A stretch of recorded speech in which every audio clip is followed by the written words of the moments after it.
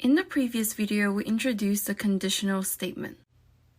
In this video, we will introduce another fundamental concept called the for loop. Let's get started on the problem called square root. This problem requires us to write a function which takes a positive integer as an input value and returns its square root as a result. If the result is not an integer, the function will return the greatest integer that is still less than the actual result. There are some examples. When the input number is 16, its square root is 4, so the function returns 4 as a result. When the input number is 17, the function returns 4 as well. This is because 4 squared is 16, whereas 5 squared is 25.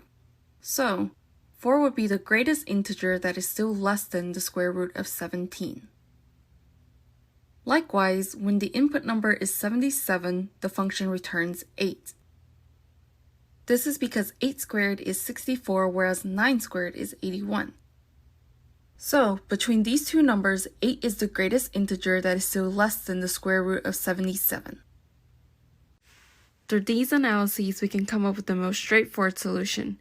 Build a function that picks out all of the positive integers from 1 up to the input variable and then have it calculate the squares for all of the integers in an ascending order. If the integer multiplied by itself is equal to the input variable, that means that the integer is the square root of the input variable.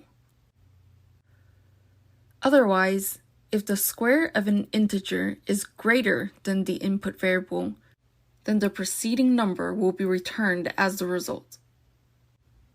Let's write down the function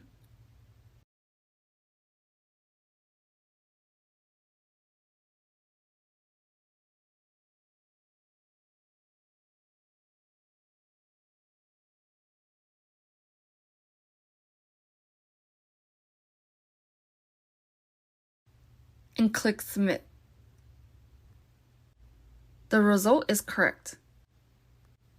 In the first line, we define a function which has an input variable called num. The third to sixth lines, which we are now familiar with, are conditional statements. In the third and fourth lines, if I squared is equal to num, meaning if I is the square root of num, then the function returns the value of I.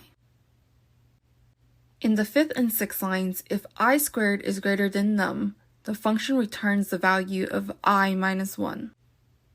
The only line in this code that we're not yet familiar with is the second line. Let's go back to the trick that we used before and copy this line into a Jupyter notebook for reference.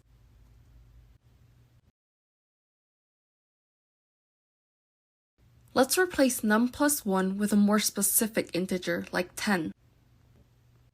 Under this line, we write print I to print the value of I so that we can take a look at it. Let's run it. From the results, we can see that these two lines will print all of the numbers ranging from 1 to 9.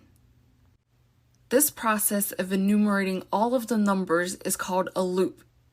The range statement defines the starting and the ending index for a loop.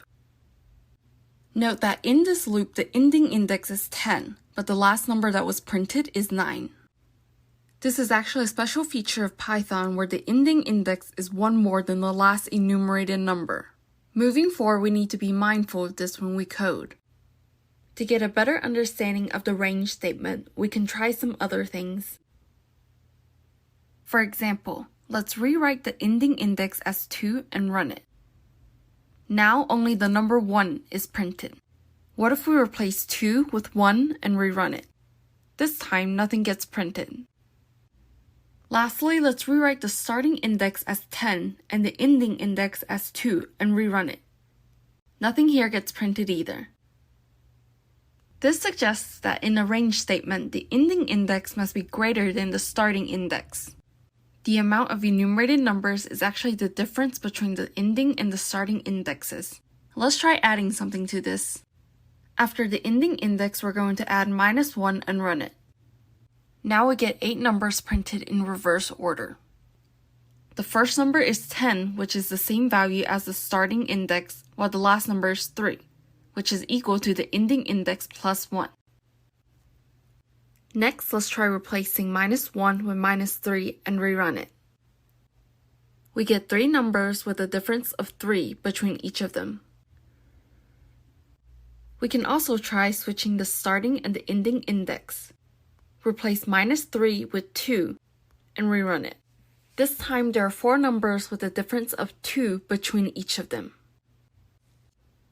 With this, we can see that when there are 3 numbers in a range statement, the last number determines the increment by which the enumerated numbers increase or decrease. If the third parameter is not specified, the default value will always be 1.